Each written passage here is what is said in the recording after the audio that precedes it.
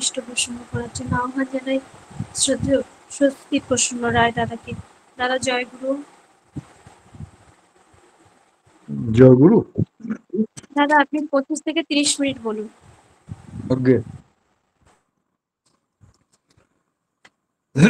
শোনা যাচ্ছে? হ্যাঁ দাদা শোনা যাচ্ছে। মৎস্যকূর্ম কোল নিঃসিংহ বামন শরীরম রাম কৃষ্ণ বুদ্ধ যিশু মোহাম্মদ রূপায়িতম চৈতন্য রাম কৃষ্ণানুকূলং পূর্বতনী পুরাণম শাশ্বতং বর্তমানম ব্রহ্মমার্গ প্রদর্শকং প্রেম ভক্তি বিনায়কম শান্তি স্বস্তি বিধায়কম আচার্যং প্রবরং নমামি। পূজনীয় বিনবাবু, ইষ্ট পরিবারের প্রতি প্রত্যেকের শ্রীচরণে জানাই আমার ভক্তিপূর্ণ শত সহস্র কোটি প্রণাম ও আনন্দিত জয়। আর এই নাম ধ্যান স্বস্তিযোগ্য লিঙ্কে উপস্থিত শ্রী শ্রী ঠাকুরের পবিত্র পুত পাঞ্জাধারী কর্মীগণ, ইষ্টপ্রাণ দাদা, ভক্তিমতী মায়েরা, আমার বয়সে ছোট ভাই বোনেরা, প্রত্যেকের যথাযোগ্য স্থানে আমার স্নেহ ভালোবাসা শুভেচ্ছা, গুরুজন পদে প্রণাম ও আনন্দিত জয়গুরু।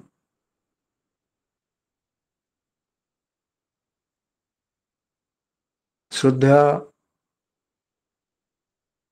শর্মিষ্ঠা সাউমা আমাকে আজ সকালে আমন্ত্রণ জানিয়েছেন, সুযোগ করে দিয়েছেন, তার প্রতি আমি আমার কৃতজ্ঞতা জ্ঞাপন করি। তাকেও জানাই আমার শ্রদ্ধা ও আনন্দিত জয়গুরু।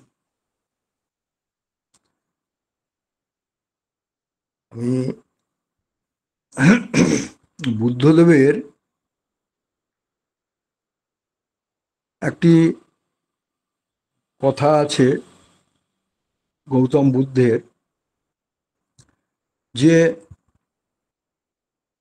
ফুটন্ত জলে যেমন ছায়া দেখা যায় না, তেমনি অস্থির মনও কোনো সমাধান দেখাতে পারে না। শান্ত হলে তবে সব সমস্যার সমাধান পাওয়া যায়। এরকম একটা বুদ্ধদেবের, গৌতম বুদ্ধের একটা বাণী আছে।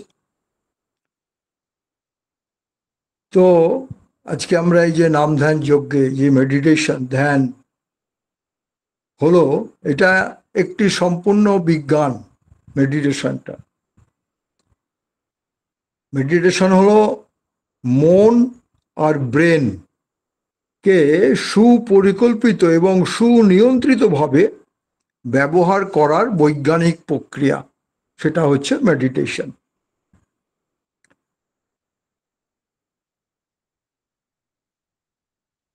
এটাকে এই মনের যত্ন নেওয়ার একটা দিক এটাকে বলা যেতে পারে।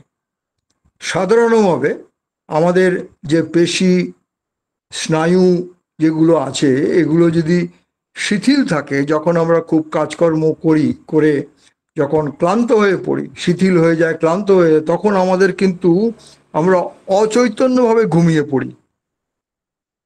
কিন্তু এই মেডিটেশন লেভেলে যখন আমার এই পেশি শিথিল, এই স্নায়ু শিথিল হয়, এই সময় কিন্তু তার একটা চেতনা আমার মধ্যে থাকে। আমি কিন্তু তখন ঘুমিয়ে পড়ছি না। এই মেডিটেশনের সময় একটা চেতনা তার মধ্যে জেগে থাকে।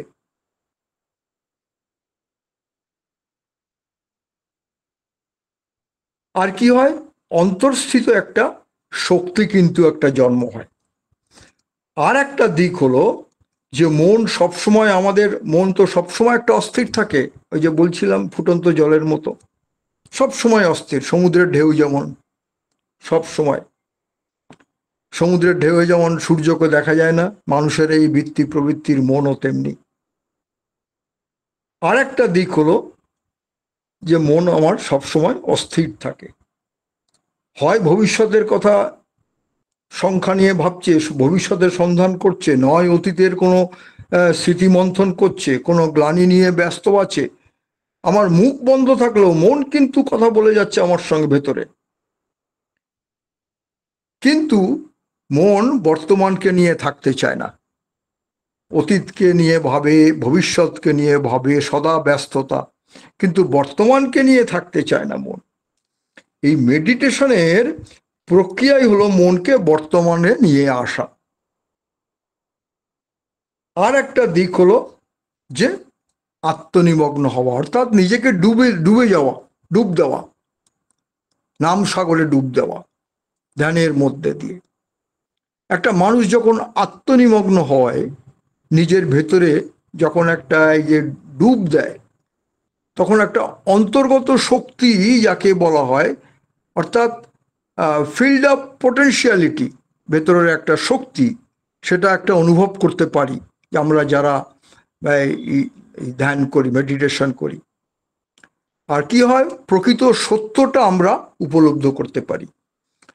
এখন কি হচ্ছে দেখবেন, যত দিন যাচ্ছে মানুষের ব্যস্ততা বাড়ছে, নানা রকম অস্থিরতা তৈরি হচ্ছে মানুষের মধ্যে। এই যে ক্রাইসিসগুলো, এই ক্রাইসিসগুলোর জন্য কিন্তু মেডিটেশনের প্রয়োজন। এখন বিভিন্ন চিকিৎসকরাও বলছেন যে মেডিটেশনের মাধ্যমে রোগ প্রতিশোধ করা। অর্থাৎ মেডিটেশন আজকের হলো একটা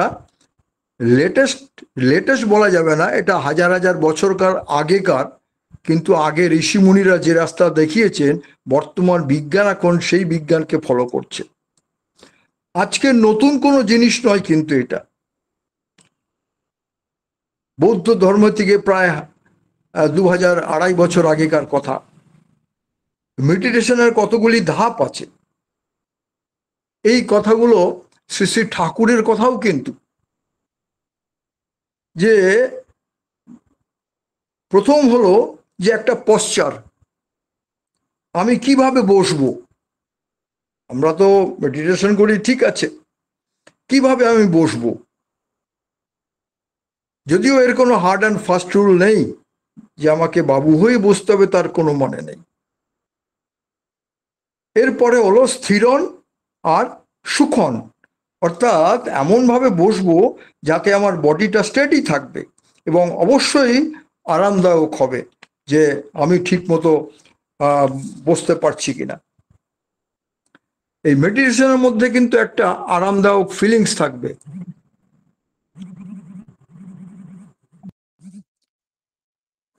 এটা কোনো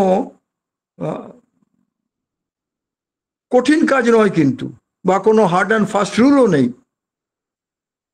তবে কতগুলো জিনিস খেয়াল রাখতে হবে। আলোচনা করতে করতে আমার অনুভূতি যেটা, সেটা আমি বলতে চাইছি, যে আমার বডি যদি বারবার নড়াচড়া করে, সেটা কিন্তু মেডিটেশনের কনসেন্ট্রেশন নষ্ট করে দেবে। এই যে সুখের ভাবের গতি, এই যে আরামের ভাবের গতি, কিছু মনে করবেন না, আমি তো আজকে নাম ধ্যানে ছিলাম না, আমার অন্য জায়গায় ছিল।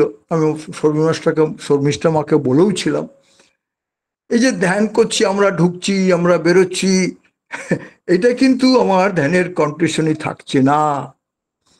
মেন থিংস যেটা শ্রী শ্রী ঠাকুর যেটা বলছেন, তুমি যেমন করেই বসো না কেন, নিজের আরামময় সুখদায়ক মতো, মেন থিংস কি, আমার সিট দ্বারা যেন স্ট্রেট থাকে। এখানে ঠাকুর কিন্তু কোনো কম্প্রোমাইজ করতে বলেননি। সিট দ্বারাটা, ব্রিদিং সিস্টেম যেমন নর্মাল থাকবে, অর্থাৎ মনোসংযোগ সংযোগ আনাটা আমার প্রথম, কিন্তু ফট করে আসতে চাইবে না, এটা শ্রী শ্রী ঠাকুরেরও বলা। আমাকে রিল্যাক্স মুডে বসতে হবে, আস্তে আস্তে চোখ দুটো বন্ধ করে নেব আমি। আমার কনসেন্ট্রেশনটা আমার কোথায় থাকবে, আজ্ঞা চক্রে থাকবে। যে বীজ মন্ত্র রিপিটিশন হবে, এই যে at the nose of top, অর্থাৎ নাকের যে ওপরে গোড়াটা আর দুটো ভুরুর মাঝখানে, এই আজ্ঞা চক্র। আমার ঠোঁট কিন্তু নড়বে না, আমার জিভ কিন্তু নড়বে না। ভেতরে ভেতরে এই যে স্নায়ুগুলোর মধ্যে আমার একটা চাপ পড়বে। নাম করতে করতে শ্রী ঠাকুর এইগুলোই আমাদেরকে বলে দিয়েছেন, যে আমার ঠোঁট নড়বে না, আমার জিভ নড়বে না, আজ্ঞা চক্রে আমার বীজ মন্ত্রটা মনে মনে চলবে। ঠাকুরকে জিজ্ঞেস করেছিলেন এক ভক্ত,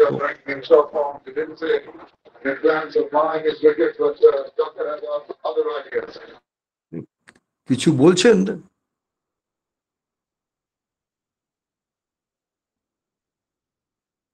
না দাদা, বলুন, আপনি বলুন। আচ্ছা, তো যেটা বলছিলাম যে আমার জিভ নড়বে না, ঠোঁট নড়বে না, আমার স্নায়ুগুলোর মধ্যে একটা চাপ পড়বে। তাতে ঠাকুর বলছেন এতে দেহ মন আত্মার মধ্যে এই এই জিনিসটা আমার মধ্যে ছড়িয়ে পড়বে, যে শক্তিটা যেটা আমার অর্জন করব, সেটা কিন্তু ওই ঠোঁট নড়ে বা জিভ নড়িয়ে নাম করলে কিন্তু হবে না। আমার কনসেন্ট্রেশনটা থাকবে কোথায়? আমার আজ্ঞা চক্রে। এই বেদ, পুরাণ, উপনিষদ অনেক কথা আছে কিন্তু এই বিভিন্ন বিভিন্ন প্রক্রিয়া। কিন্তু শ্রী শ্রী ঠাকুর অনুকূলচন্দ্র, পুরুষোত্তম শ্রী শ্রী ঠাকুর অনুকূলচন্দ্র, তিনি এই যুগে এসে তিনি প্রত্যেকটা জিনিস যাতে মানুষ সহজ সরলভাবে করার যে প্রক্রিয়া, এবং অবশ্যই বৈজ্ঞানিক প্রক্রিয়া, এই পৃথিবীতে মানুষ তো সবচেয়ে বুদ্ধিমান আমরা বলি, আর তাই আমাদের অহংকারও কিন্তু অনেক বেশি। আমার জ্ঞানের অহংকার, আমার অর্থের অহংকার, আমি বলতে পারি অহংকার, আমি গান করি অহংকার, কীর্তন করি অহংকার, মানে ভক্তির অহংকার, আমাদের শ্রদ্ধার অহংকার। আমরা বলি মানুষ শ্রদ্ধা হয়, ভক্তি হয়, কিন্তু তারও অহংকার আমাদের, আমরা বেশি বুদ্ধিমান না। কিন্তু সবার বৈশিষ্ট্য কিন্তু মানুষের এক নয়। এই যে কোটি কোটি মানুষ আছে দেখবেন, সবার চাল চলন প্রত্যেকের থেকে আলাদা, পৃথক পৃথক, অথচ আমরা প্রত্যেকেই কিন্তু একটা জিনিস খুঁজি। সেটা কি? সবাই আমরা সুখ খুঁজি, শান্তি খুঁজি, স্বাস্থ্য, সম্পদ, শক্তি, জ্ঞান, এইগুলো কিন্তু খুঁজি। কিন্তু মানুষ সবসময় যে কোনো মূল্যে কিন্তু এইগুলো অর্জন করার চেষ্টা করে। যারা জানে যে সোর্স কোথায়, তারা সেখানে কিন্তু আসে। মানুষের জন্য এই যে মেডিটেশন, এটা কিন্তু খুব একটা কঠোর পরিশ্রম কিন্তু নয়। মানুষ যদি ইচ্ছা করে, মানুষ যদি চায়। আর এই মেডিটেশনটা কি? এই যে বৈজ্ঞানিক প্রক্রিয়া, অর্থাৎ আমি যখন বসছি, আমি নিজেকে এই বিশ্ব শক্তির সঙ্গে নিজেকে যোগ করছি। কিন্তু বিশ্ব ব্রহ্মাণ্ডের জাগতিক শক্তি, তার তো একটা একটা শেষ আছে, ফিনিশ আছে। আমি যে বলছি, বীজমন্ত্র আমার আজ্ঞা চক্রে করছি, এর ফিনিশিংটা কোথায়? শুধু শ্রী শ্রী ঠাকুর একটা বিশ্ব ব্রহ্মাণ্ডের জাগতিক শক্তির আধার, আধারকে আমি সেন্টার করেছি। অর্থাৎ তিনি তো বিশ্ব ব্রহ্মাণ্ডের সব, প্রকৃতির নামই পরম পুরুষ। তাই ওই শক্তির সঙ্গে, আত্মশক্তির, আমার জীবসত্তা, পরম সত্তার সঙ্গে এই জীবসত্তার সিঙ্ক্রোনাইজ হবে। এই বিশ্ব শক্তি লাভ করা সম্ভব তখনই যখন আমি সেই মহাজাগতিক শক্তির সঙ্গে নিজেকে, আমি এই মেডিটেশন করে নিজেকে আত্মশক্তিতে যোগ করতে পারবো। আমরা বিভিন্ন ধরনের খাদ্য দ্রব্য আমরা খেয়ে থাকি, নানা রকম ভিটামিন, প্রোটিন, ডাল, ভাত, দুধ, সবাই খাদ্য থেকে একটা শক্তি কিন্তু আমাদের সংগ্রহ হয়, যা প্রতিদিন আমরা এই বিভিন্ন পরিশ্রম, বিভিন্ন লড়াই, এইগুলো আমাদের সেই শক্তি কিন্তু চলে যায়। কিন্তু খাদ্য থেকে যে সংগ্রহ করা শক্তি জীবন ধারণের জন্য কিন্তু শেষ নয়। এই সব শক্তি ওখানে ব্যয় হয়ে যায়। এর পরেও জীবন ধারণের জন্য এর পরেও কিন্তু আমাদের প্রয়োজন একটা শক্তির, সেটা হচ্ছে বিশ্ব শক্তির, মহাজাগতিক শক্তির, আমার এই দেহ মন সত্তার মধ্যে। তাকে বলা হয় কসমিক এনার্জি। এই বিশ্ব শক্তি অর্জন করা যায়, তার প্রক্রিয়া শ্রী শ্রী ঠাকুর খুব সহজভাবে আমাদের দিয়ে গেলেন, যা মানুষ নিত্য অভ্যাস অনুশীলনের মধ্যে অর্জন করার সক্ষম হতে পারে। আর অবশ্যই আধ্যাত্মিক শক্তির ওপর ভর করেই কিন্তু আমাদের এই বিশ্ব শক্তি অর্জন করা। এর মেডিটেশন বা ধ্যান আমাদের এই চূড়ান্ত পর্যায়ে নিয়ে যায়। এর আর অন্য কোনো কিন্তু বৈজ্ঞানিক ফর্মুলা উপায় নাই। কোনো নোবেল লরেট হোক বা কোনো বড় বিজ্ঞানী এরা কিন্তু কোনো প্রক্রিয়া দিতে পারে না।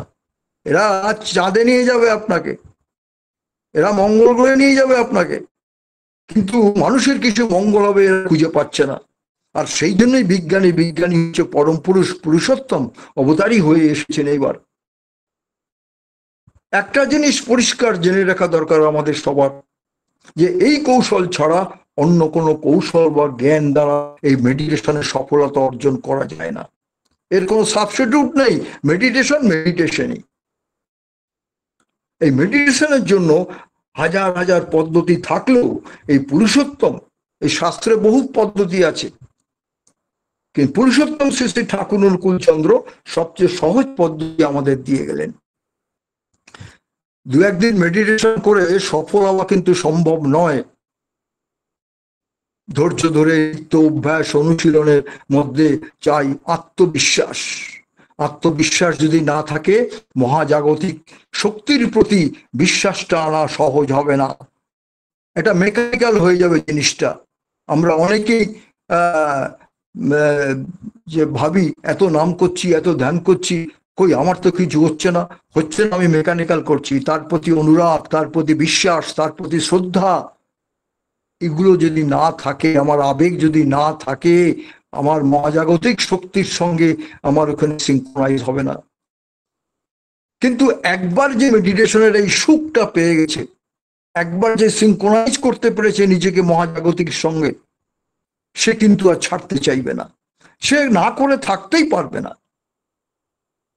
এমনই এক আশ্চর্য সম্পদ। যারা করে তারা কিন্তু এই ফিলিংসটা আছে তাদের। আমরা মুখ দিয়ে সবসময় কথা বলি, কিন্তু আমার মন অনবরত কথা বলে চলেছে ভেতরে ভেতরে, এক মুহূর্ত চুপ নেই। কিন্তু এই সবাই একটা ফিলিংস স্বরূপ দেখবেন, কখনো চুপ থাকে না মন। ঘুমের মধ্যেও স্বপ্ন দেখে কথা বলে, অবিরত ভেবেই চলেছে মন, কোথায় কি করব, এখন কি হবে, তখন কি হবে, ছেলে কি হবে, অতীতে কি ছিল, ভবিষ্যতে কি হবে। এই মন কিন্তু কথা বলেছে, আমার ঠোঁটটা না নড়লো। এই অবিরাম নানা চিন্তা, নানা ভাবনা মনকে আমার ব্যস্ত রেখে, ফলে কোনো কোনো সময় এর ফলে কি হয়, মানুষের ইয়ে দেখবেন অনেক সময় একাকিত্ব ফিল করে, অনেক সময় মানুষ আত্মহত্যা করে ফেলে। এই প্রত্যেক পেপারেই তো এগুলো দেখতে পাচ্ছি। এগুলোর একটা তো কারণ আছে, বিনা কারণে তো কিছু হয় না। এই মস্তিষ্ক তার নিজের তখন কাজও করতে পারে না। আমরা যখন এই রাত্রেবেলা যখন ঘুমিয়ে পড়ি, তখন কিন্তু একটা আমরা শক্তি অর্জন করি। দেখবেন একটা ঘুম থেকে উঠে ভোরবেলা একটা এনার্জি একটা মনের মধ্যে থাকে, সেই এনার্জিটা দিয়ে কিন্তু আমরা সারাদিন পরিশ্রম করি, অনেকটা শক্তি খরচ করে যায় ওখানে, মাথা থেকে বেরিয়ে চলে যায়। কিন্তু মস্তিষ্কের খোরাক যখন শেষ হয়ে যায়, ওই যে 6 ঘন্টা 7 ঘন্টা কেউ 8 ঘন্টা ঘুমালাম, এই মস্তিষ্কের মধ্যে যে শক্তি থাকে, এই শক্তিটা যখন শেষ হয়ে যায় তখন মানুষের সমস্যা হয়। তখন মানুষের ক্রোধ, তখন কাম, তখন নানা রকম যেগুলো হয় বৃত্তি প্রবৃত্তির। ফলে আমরা অনেক কিছু ভেবে থাকি, কিন্তু করার হয়ে ওঠে না। শরীর মন সায় দিলেও মস্তিষ্ক আমাকে কিন্তু সেই শক্তি যোগান দিতে পারে না। এইখানেই প্রয়োজন এই মেডিটেশন, ধ্যান। একমাত্র সমাধান, একমাত্র উপায় হচ্ছে এই মেডিটেশন, ধ্যান। অনেকেই বলে থাকি এই মেডিটেশনের কথা।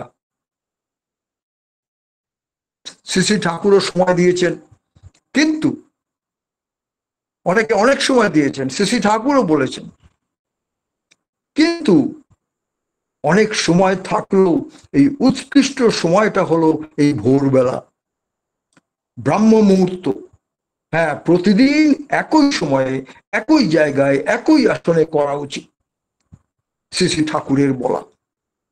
মেডিটেশনের সময় কোনো এমন একটা মনোরম জায়গা আমাকে বেছে নিতে হবে যেখানে কোনো আমার মনোসংযোগ ডিস্টার্ব করবে না, আমার বিঘ্ন ঘটাবে না।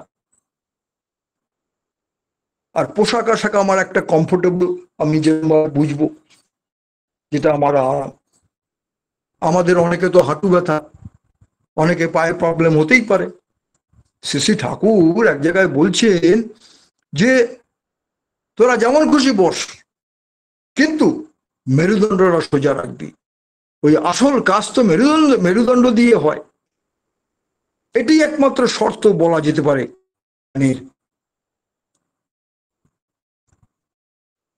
যাদের হাঁটু ব্যথা সে তো বাবু হয়ে বসতে পারে না, সে টেবিলে বসতে পারে, চেয়ারে বসতে পারে, সামনের দিকে পা ছড়িয়ে আরাম করে। কিন্তু আমার স্পাইনাল কর্ড যেন সোজা থাকে, সে বিছানায় বসি আর যেখানেই বসি। শ্বাস প্রশ্বাসের গতি দেখবেন অনেক জায়গায় বিভিন্ন সেন্টারে শ্বাস প্রশ্বাসের কথা বলে, কিন্তু আমার নর্মাল থাকবে।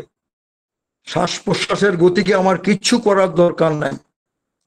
যখন এই যে শ্বাস প্রশ্বাস যখন নর্মাল হয়, এই আমরা শ্বাস নেই,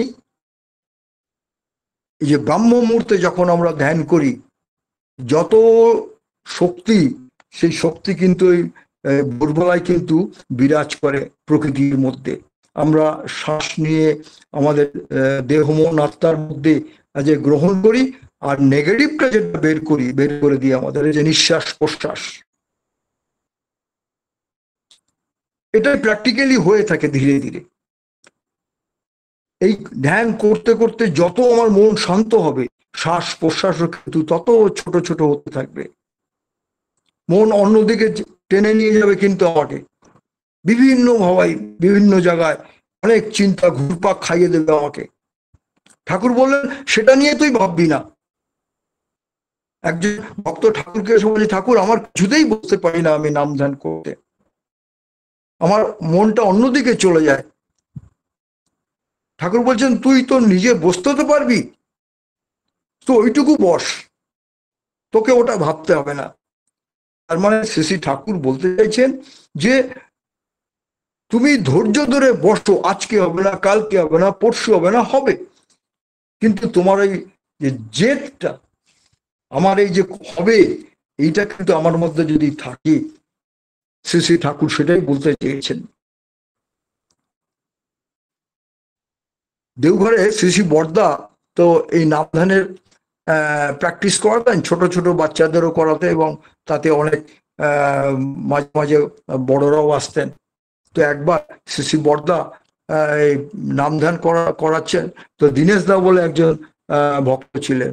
তো দীনেশ দা বারবার নাম করছেন আর ঘড়ি দেখছেন, নাম করছেন আর ঘড়ি দেখছেন, কিন্তু শ্রী শ্রী বড়দা যে পেছনে দাঁড়িয়ে আছেন সেটা আর খেয়াল করেনি। তখন বড়দা বলছেন ওই দীনেশদাকে লক্ষ্য করে, তুমি কতদূর এগিয়েছো মেপে দেখতে যেও না, তাহলে কিন্তু আবার পিছিয়ে পড়বে। আমাদের কিন্তু এই অভ্যাসগুলো তো আছে। তো হ্যাঁ, এই দেখলাম এই 40 মিনিট হলো, তার মানে কি আমার আমি ডিস্টার্ব হয়ে গেল, কিন্তু আমার মেয়ে, আমি ধ্যানটা যে করছি আমার মনোসংযোগ বিঘ্ন ঘটালো। এই করতে করতে চেষ্টা করতে করতে দেখবেন যে শির দ্বারা সোজা রেখে, ব্রিদিং সিস্টেমটা নর্মাল রেখে, এই মনোসংযোগ যখন এসে যাবে, তখন আমার মধ্যে একটা রিল্যাক্স ভাব থাকবে। চোখ দুটো বন্ধ করে আমার কনসেন্ট্রেশনটা যখন সেই আজ্ঞা চক্রে চলে আসবে, যে বীজ মন্ত্রের রিপিটেশন চলবে, যে মনে মনে আজ্ঞা চক্রের আনতে, যে ঠোঁট নড়বে না, যেটা বলছিলাম জিভ নড়বে না। হ্যাঁ, তো এইগুলোর মধ্যে কোনো কি হবে, আমার এই স্নায়ু, তারপরে এই যে নার্ভ, এর মধ্যে এইগুলো একটা প্রেশার পড়বে, আমার মনের কনসেন্ট্রেশনটা চলে যাবে সেই আজ্ঞা চক্রে। অর্থাৎ এই করার মধ্যে কিন্তু আমি সবকিছু পাবো। এই প্রথম প্রথম হয়তো বসতে চাইবে না মন, এদিক ওদিক চাইবে, কিন্তু আমাকে মেডিটেশনের অর্থই হলো আমার নিজের যে চিন্তার শক্তিগুলো, এগুলো যে আমার মধ্যে যে অস্থিরভাবে ছিল সেগুলো চিন্তা শূন্য করা, সেইগুলো। আর মেডিটেশনের প্রকৃত অর্থই হচ্ছে এটাই, যে মনের বিভিন্ন চিন্তা ভাবনা থেকে নিজেকে বিচ্ছিন্ন করা, আর এই মস্তিষ্কের ক্ষমতা তখন বহুগুণ বৃদ্ধি পেয়ে যায় আমার। তখন কি হয়, শান্ত মনে আমি অনেক বড় বড় কাজ করতে পারি, শান্ত মনে অনেক রাগকে কন্ট্রোল করতে পারি, শান্ত মনে আমি নিজে সংযমী হয়ে উঠতে পারি। অর্থাৎ মস্তিষ্কের চিন্তা শক্তি, একাগ্রতা, তার একটা সমন্বয় ঘটে, জীবনের মধ্যে একটা ভারসাম্য চলে আসে। এটা ফিল করতে পারবেন, দেখবেন এই করতে করতে করতে। এই মেডিটেশন নিজেকে এই প্রকৃত লাভ করতে গেলেই কিন্তু আমার এই অভ্যাসগুলো দরকার। এর সঙ্গে শ্রী শ্রী ঠাকুর যেটা করতেন, শ্রী শ্রী ঠাকুর নিজে প্রাণায়াম করতেন, এর ফটো আছে দেখবেন, শ্রী শ্রী ঠাকুর প্রাণায়াম করা। অর্থাৎ এর সঙ্গে যদি কেউ নিয়মিত প্রাণায়াম করা, চর্চা করা যায়, শরীর, কেননা দেখুন শরীর স্বাস্থ্য আর মন, এই শরীর স্বাস্থ্যটাও দরকার, কেননা শরীর যদি অসুস্থ হয় মনটাও কিন্তু অসুস্থ হয়ে যাবে, এই কোরিলেটেড। এই মনের সঙ্গে শরীর দুটোই প্রয়োজন। শ্রী শ্রী ঠাকুর প্রাণায়াম করতেন, আর এইগুলো আমাদের দেখিয়ে দিয়েছেন। তাই মনে রাখতে হবে সবাইকে যে অসুস্থ শরীর বা অস্বাস্থ্য শরীর কখনো স্বাস্থ্যকর মন উপহার দিতে পারে না, তেমনি অস্বাস্থ্য মন কখনো সফলভাবে মেডিটেশন করতে দেয় না। তার মানে দুটোই আমাকে রাখতে হবে। আমি মেডিটেশন করলাম, হয়তো আমার শারীরিক দুর্বলতা, নানা রকম এই জ্বর জ্বালা একটায় মাথা ব্যথা পড়ে রইল, কিন্তু সত্যিকার যদি আমাকে করতে হয়, এই মন দুষ্ট হলে জানিস রোগের আতাল হয়, সেটা কিন্তু আমাকে হতে দিতে হবে না। এই শরীর আর মন একটার সঙ্গে একটা অন্যটা একটা বিরাট সম্পর্ক জুড়ে আছে। আর সব থেকে ইম্পর্টেন্ট সাত্বিক আহার, সদাচার বিশেষভাবে যদি আমি লক্ষ্য না রাখি, আমি কিন্তু সফলতা অর্জন করতে পারবো না। তাহলে পৃথিবীর বহু মানুষ কিন্তু করত, কিন্তু আমরা যারা শ্রী শ্রী ঠাকুরকে ধরেছি, আমরা যারা সৎসঙ্গী, তাকে যারা অবলম্বন করেছি, আমরা কিন্তু অনেকটা সফল। বহু মানুষের মধ্যে পরিবর্তন এসছে, বহু মানুষের মধ্যে যারা সত্যিকারের সিরিয়াসলি ঠাকুরকে নিয়ে আছে। অর্থাৎ মেডিটেশনের সফলতার পথে বাধা এলেও আমাকে কিন্তু এই ঠাকুর আমাকে এই রাস্তাগুলো বলে দিয়েছে। এই যে আমরা নাম ধ্যানের কত শক্তি, একটা বাস্তব ঘটনা আপনাকে বলি। দুর্গাদাস সান্যালদা ছিল, দুর্গাদাস সান্যালদা, তিনি ধ্যান করতেন, খুব সম্ভব পাঞ্জাবেরই মানুষ ছিলেন। তিনি ধ্যান করছেন ঘরে, এই ছোট ছোট বাচ্চা, দু তিনটে ঘরে তার ছেলে মেয়ে ছিল, তো তারা এসে গন্ডগোল করছে। তো দুর্গাদাস দা সান্যাল দা তিনি তাকে ডিস্টার্ব করছে বলে তিনি বলছেন, তোরা মরতে পারিস না? তার ছেলেদের বলছে, এই কত, কেউ বা 8 বছর হবে, কেউ 6 বছর হবে, এরকম 3-4 জন ছেলে। এই নাম করতে করতে তিনি মুখ দিয়ে কি বললেন, তোরা মরতে পারিস না? আর যেই বলা, কি অদ্ভুত ঘটনা দেখুন, 2 দিন পর থেকে ছেলেগুলো শরীর অসুস্থ হয়ে পড়লো, জ্বর হতে শুরু করলো। এই জ্বর হয়ে যখন বিছানায় পড়ে গেল 3-4টে ছেলেই, দুর্গাদাস সান্যালদা ঠাকুরের কাছে গিয়ে বললেন, অনেক চেষ্টা করেছে, ডাক্তার বৈদ্য ডেকে এনে কিচ্ছু হয়নি। ঠাকুরের কাছে গিয়ে বললেন, ঠাকুর আমি ভুল করে ফেলেছি, আমার সন্তানদের আপনি বাঁচান। ঠাকুর বললেন, ও এখন আর কিছু করা যাবে না দুর্গা, তুই যখন বলে ফেলেছিস, একজনকে অন্তত তোকে ছাড়তেই হবে। অন্য 2 ছেলে বেঁচে গেল, ঠাকুর বলেই দিলেন যে কোনো একজনকে তুই ঠিক করে নে, একজনকে ছাড়তেই হবে। এর ঘটনা আছে, আমি যাচ্ছি না, সময় কম। তো দুর্গাদা ছোট ছেলেটাকে বেঁচেছিলেন, কি করুন অবস্থা বলুন তো। সামনে থেকে আমি ছেলেকে আমার চলে যাওয়ার জন্য আমাকে রাস্তা দেখাতে হচ্ছে। অথচ নামের কত শক্তি দেখুন, যে এই যে আমরা বলি না যে বাক্য সিদ্ধি, বাক সিদ্ধি লাভ করে, এই বাক সিদ্ধি লাভ করা যায়। যাই হোক, আমার একটা কথাই হচ্ছে, ঠাকুরের একটা বাণী আছে না, উষা নিশায় মন্ত্র সাধন, চলাফেরায় যথা সময় ইষ্ট নির্দেশ মূর্ত করাইত। এই যথা সময়টা কি? এই যথা সময়টা হলো ব্রাহ্ম মুহূর্তে। এই সমস্ত ধ্যান করার, নাম করার বিজ্ঞান লুকিয়ে আছে ব্রাহ্ম মুহূর্তে। মনে রাখবেন বলে আমি শেষ করছি। এই নাম ধ্যান করতে হবে ব্রাহ্ম মুহূর্তে। কি হয়, আধ্যাত্মিক করার ভাবের জন্ম হয় ব্রাহ্ম মুহূর্তে, যা পরের দিনও বেলা বা অন্য সময় কিন্তু হয় না। মানুষের সাত্ত্বিকভাবে বিকশিত হবার সেরা সময় হলো এই ব্রাহ্ম মুহূর্ত, 3টে থেকে ভোর 3টে থেকে 5টা, অর্থাৎ 96 মিনিট সূর্যোদয়ের আগে। অতি প্রত্যুষে নাম ধ্যানের পেছনে অতি বড় বিজ্ঞান লুকিয়ে আছে। এই যে বলছিলাম, দিন টপ অফ নোজ, ঠিক ওই স্থানটায় আজ্ঞা চক্র বলা হয়। আজ্ঞা চক্র বরাবর পেছন দিকে দেখবেন একটা স্কেল নিয়ে যদি আমি সোজা টানি, ঠিক স্কেলটা যদি পেছনে রাখবে, ওই পেছন দিয়ে কি হয়, মেলাটোনিন ক্ষরণ হয়, একটা কেমিক্যাল, ঠাকুর বলছেন। এ কোনো চিকিৎসকরাও জানে না হয়তো, আমরা ঠাকুর ধরে কিন্তু আমরা এটাই লাভ। এই কেমিক্যালটা মেলাটোনিন যার যত ক্ষরণ হবে, তার কিন্তু যত তার বার্ধক্যটা কমে আসবে, তার মধ্যে যৌবন ফিরে আসবে, তার মধ্যে স্মরণ শক্তি বাড়বে, তার মধ্যে নতুন একটা সমস্ত শক্তি নিয়ে জেগে ওঠার একটা শক্তি জন্ম হবে। এই মেলাটোনিনটা এত ইম্পর্টেন্ট।